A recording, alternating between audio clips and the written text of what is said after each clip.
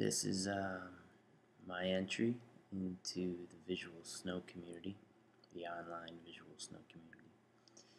A community that exists because everyone needed to find out more information after being through all kinds of doctors. Everyone has been terrified of their symptom and gone to see psychologists, after going to see neurologists, after going to see ophthalmologists who said our eyes were clean, our retinas were beautiful, there was no problem.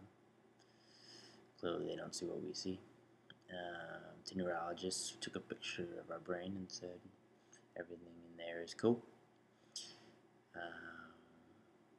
So then all that's left is the behavioral medicine, and usually lots of therapy, and in most cases some kind of pharmaceutical drugs.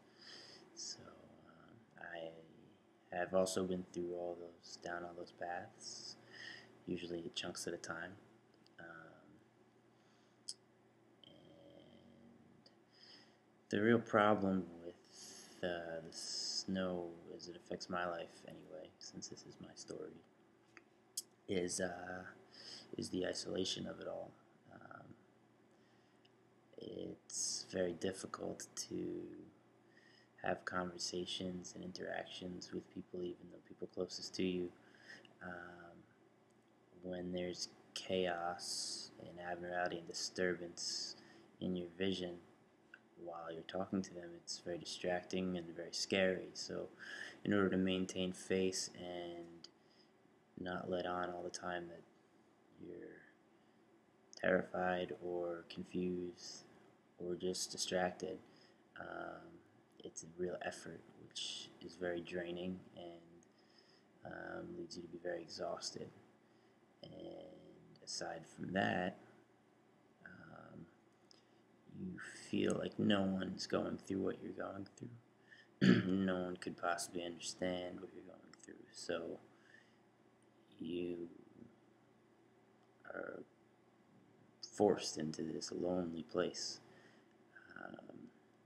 And as you can imagine, being told there's no cure, feeling lonely and separated from everyone you love, it doesn't sound like a fun place to be, and it's not. So the therapy comes in, helps you cope.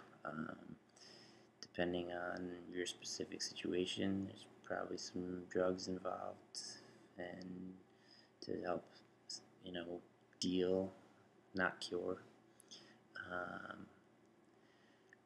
And that's that. But for a while, I've had this for 10 years, and for maybe the last 4, 5 years, I actually lived very normally and could ignore and almost forget that I even had this condition. And that was great. I've been having an amazing life. And now, for whatever reason, things are acting up. Almost everyone that has this has some kind of anxiety condition, probably because of what we said, but that brings up the chicken or the egg conversation of which one came first.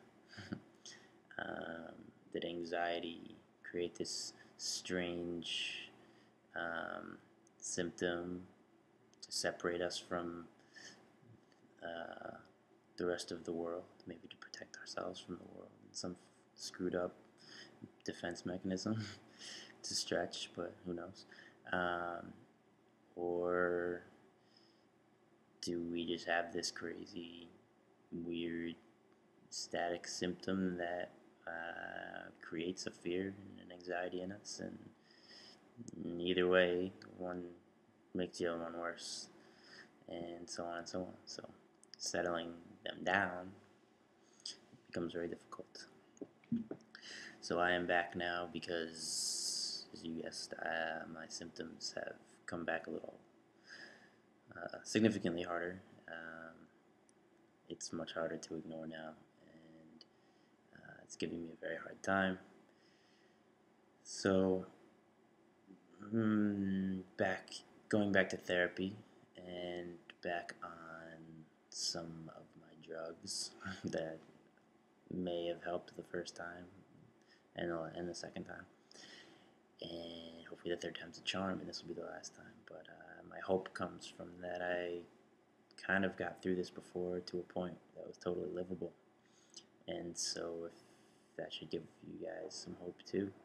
I understand that some people's symptoms are much worse, so my heart goes out to them, and I understand that some are much better, so uh, definitely would never devalue the severity of anyone's suffering, but I'm glad that my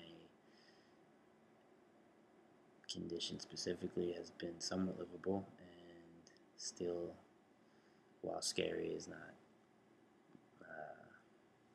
stopped me from making this video, but it's still quite an imposition on my life. So since it doesn't seem as though any of us will be looking at a cure in this lifetime, hopefully we're able to get a control of managing it. And that's it. I guess maybe I'll be back, but I'll definitely be checking in to see what all of you have to say.